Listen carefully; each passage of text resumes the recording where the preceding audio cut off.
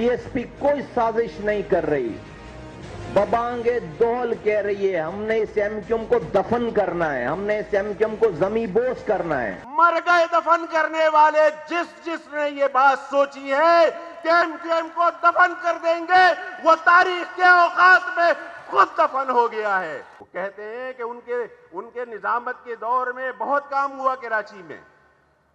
300 अरब रुपए उन्होंने खर्च किए अपने निजामत के दौर में। ये 300 अरब रुपए आप अपने वालिदे मोहतरम के घर से लाए थे। ये एमक्यूएम थी जिसके 14 टाउन नाजिम आपके साथ खड़े हुए थे, एक एक कारकुन आपके साथ खड़ा हुआ था। तो और सूबा सिंध के अंदर हुकूमत में आपके लोग बैठे हुए थे। परवेज मुशर्रफ का दौर था तो इस शहर की खिदमत हो सकी थी। आप अकेले ये खिदमत कर सकते थे। एमक्यूएम पाकिस्तान के senior deputy convener Aamir Khan ने औरंगी टाउन में जलसे से शुरा से अपने खिताब में कहा कि आज औरंगी टाउन की ये कॉर्नर मीटिंग एक जलसे का रूप धार गई है। मुखालफिन ने सोच लिया था कि एमक्यूएम तकसीम हो गई है, ख़त्म हो गई है और इस चक्कर में बड़े बड़े लुटेरे यहाँ आ गए। 25 जुलाई को आवाम बताएगी कि औरंगी टाउन समेत कराची का मैंडेट एमक्यूएम का मैंडेट है। 25 तारीख को तुम्हें बताएंगे कि तुमने जिस तरह मुखबरियां कर करके कारकुनान को गिरफ्तार करवाया है, जिस तरह दबाव डालकर लोगों की वफादारियां तब्दील करवाई हैं, 25 तारीख को ये दबाव नहीं चलेगा। पोलिंग स्टेशन के अंदर जाकर यही कारकुनान, यही अवाम पतंग पर ठप्पा लगाएंगे और 26 तारीख को तुम्हें फ्लाइट पकड़वाएंगे दुबई की। चाइना कटिंग के मास्टर एमक्यूएम पे इल्जाम लगाते हैं। सबसे बड़े चाइना कटिंग के मास्टर तो इनके घर में बैठे हुए हैं। इस पाकिस्तान पर जितना हक बिहारियों का है उतना किसी का नहीं।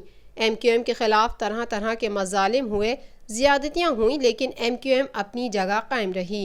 एमक्यूएम वालों के आबाओ अजदाद ने पाकिस्तान बनाया था और कुर्बानियाँ दी थीं। हमारे आबाओ अजदाद ने पाकिस्तान बनाया और हमने जिस दिन ठान लिया कि सूबे बनाने हैं तो किसी का बाप भी हमें नहीं रोक सकता। ये बात हम उनको बता देना चाहते हैं। इस पाकिस्तान की जो पार्टियां हैं जिन्होंने इक़्तिदार हासिल किया है हमेशा कि हम बानियाने पाकिस्तान की औलादें हैं, हमने जब ठान ली ये पाकिस्तान बना लिया। जिस दिन ये ठान लिया कि सूबा बनाना है, किसी का बाप भी सूबा बनाने से नहीं रोक सकेगा। हम बता रहे हैं कि हमारे हुकूक दे दो, शहरों के हुकूक दे दो, बल्दियात के हुकूक और इख्तियारात दे दो। अगर ये इख्तियारात नहीं दिए तो फिर बात सूबे तक जाएगी और कोई इस चीज से हमें नहीं रोक पाएगा। आज इमरान खान कहते हैं कि कराची को सूबा बनाने की ज़रूरत नहीं। जब कराची में कत्लो गारत गरी की जा रही थी तो इमरान, नवाज और जरदारी ने खामोशी क्यों इख्तियार कर रखी थी। इमरान खान साहब कहते हैं कि कराची वालों को सूबे की जरूरत नहीं है। आप होते कौन हैं ये बात कहने वाले? आपका ताल्लुक ही नहीं है कराची से, आप कैसे ये बात कह सकते हैं?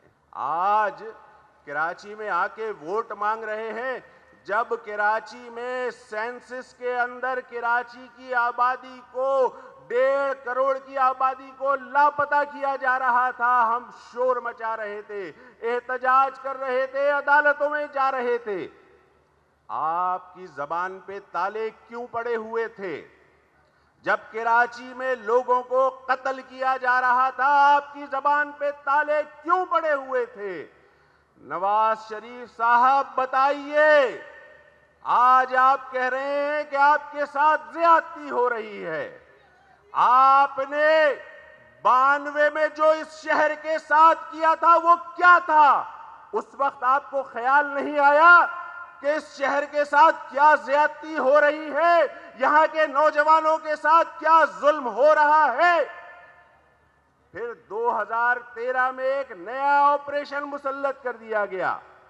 आप ही वजीर आजम थे नवाज शरीफ साहब, आपने ये क्यों नहीं सोचा कि कराची में बसने वाले लोग भी इंसान हैं, किसी माँ के बेटे हैं, किसी बहन का सुहाग है? आपने क्यों नहीं सोचा?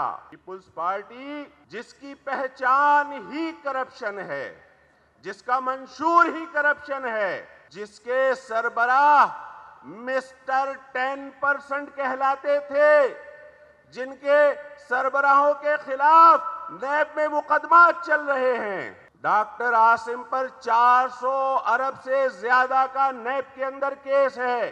10 साल आपने इस सूबे पर हुक्मरानी की है।